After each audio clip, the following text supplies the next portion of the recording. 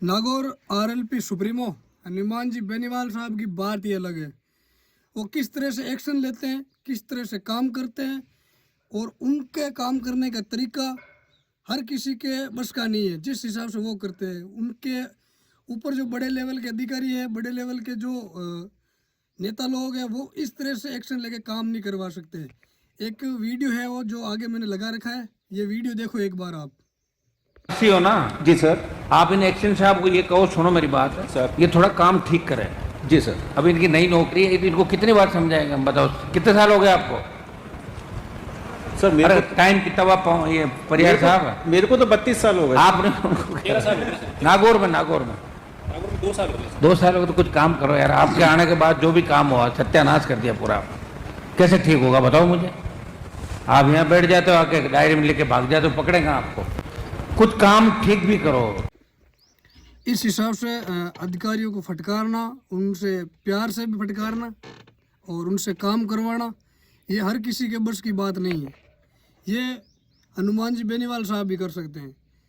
तो मेरी सबसे एक ही गुजारिश है कि ये जो 28 का जो है चुनाव, उसमें बेनीवाल साहब को किसी भी हालत में निकालना ही है। और वो खुद मायूस होकर भी बोलते हैं कि ये जो अपनी 2028 की लड़ाई है वो लास्ट लड़ाई है, उस लड़ाई के बाद अपन लड़ेंगे नहीं।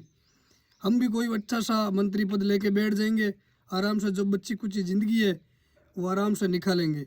तो बेनीवाल साहब अगर ऐसा करेंगे, सपोज करो, तो सड़कों पर लड़ने वाला नेता नहीं है।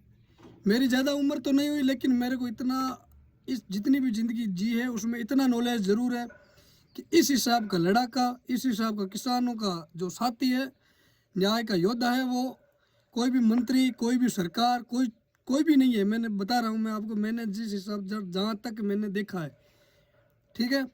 और ये मेरी गुजारिश भी मान लो आप। और 16,000 परिवार सदस्य है अपने यूट्यूब के ये, तो एक बार आप थोड़ा ध्यान दो आरएलपी की तरफ, राष्ट्रीय लोकतांत्रिक पार्टी को सपोर्ट करो और आगे बढ़ाओ।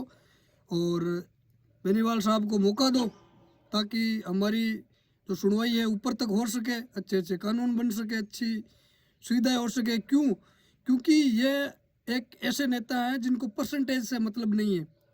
लोग छोटे छोटे पदों पे बैठ के भी परसेंटेजों पे आ जाते हैं, परसेंटेज खा जाते हैं, लेकिन इनके वो नहीं है। और बैठक लेके अधिकारियों को वही बंदा फटकार सकता है जिसने खुद अपनी ज़िंदगी में कमीशन नहीं खाया हो, और या जो फ्रॉडिंग के जो मामले हो उनमें नहीं फंसा हुआ हो, वही है इस तरह के काम कर सकता है। हर किसी के बस का ये काम करना नहीं है।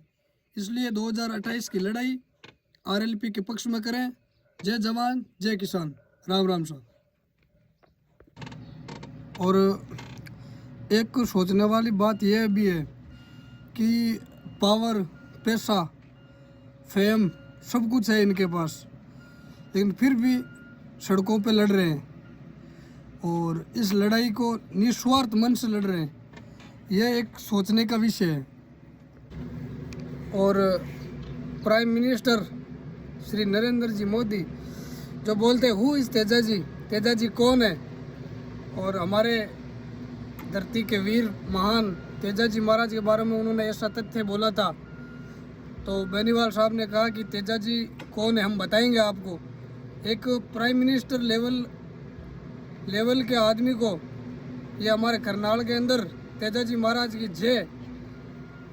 महाराज का जयकारा लगवाने की क्षमता एक किसान पुत्र आरएलपी सुप्रीमो हनुमान बेनीवाल साहब के पास ही है। ऐसा यही करवा सकते हैं।